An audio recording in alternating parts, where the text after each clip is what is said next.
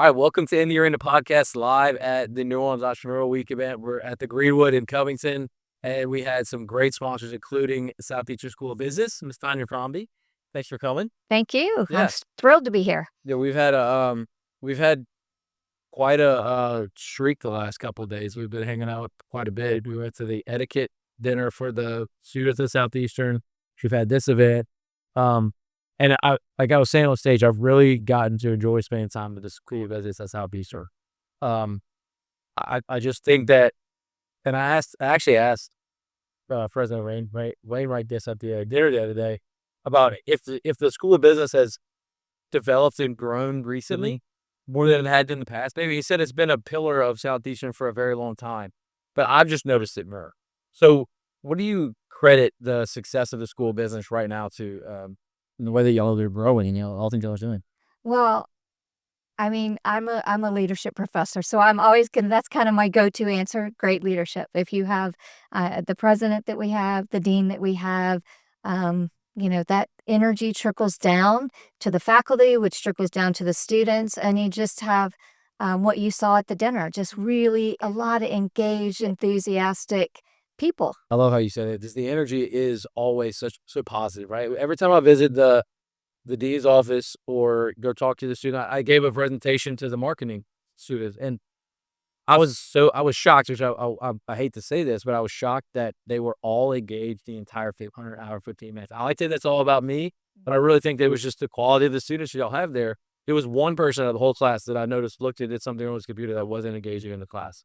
And it was impressive, quite honestly, because everybody complains about these young people who have a short attention span, but I truly saw them paying attention and listening and asking questions and getting into the conversation.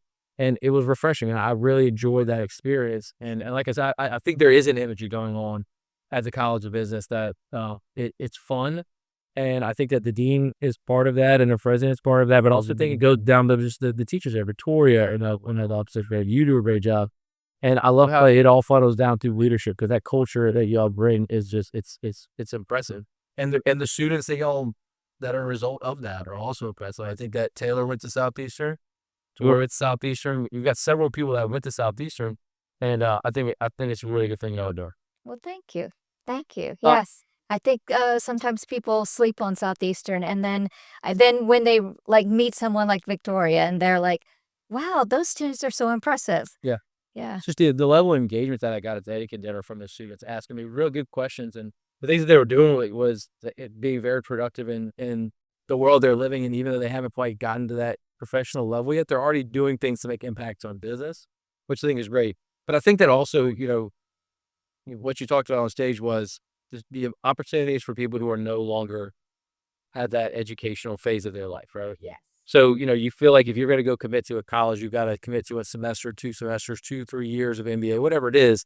But you said there's other opportunities, right? There's weekend opportunities and shorter term learning engagement opportunities. Tell me more about those things.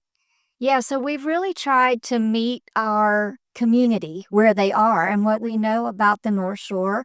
I mean, why this event is even here is there's a ton of entrepreneurs, there's a ton of people who start businesses who maybe don't have time to go get an MBA, or maybe are only going to do an MBA on the weekend. And so we have really tried to create all kinds of programs that meet the needs. So there's the MBA. If you want a degree, we can give you a degree. But then there's people who really don't want a degree.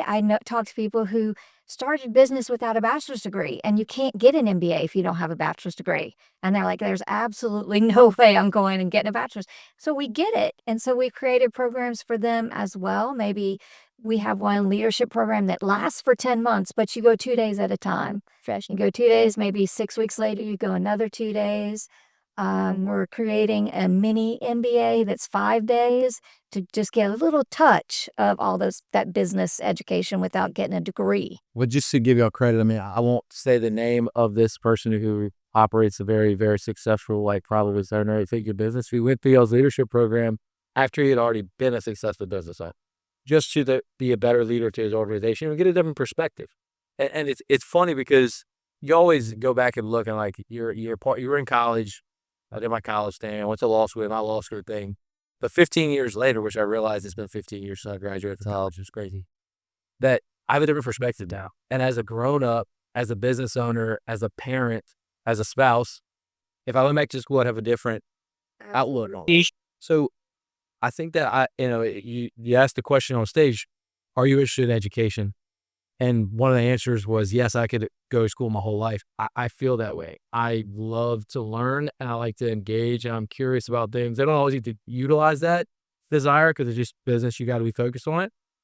But I really think at some point in time, I will go back and I will think, what else can I learn? Right. I envy people who have a finance degree, some an accounting degree, just for the understanding and the base knowledge of that aspect in business. Right. And so, all the, and every, you could always desire more and think of the other side, what that is. And I'm sure people on the other side wish that they had gone to law school maybe, but I still think it's cool. And one day I plan to potentially go back and learn too.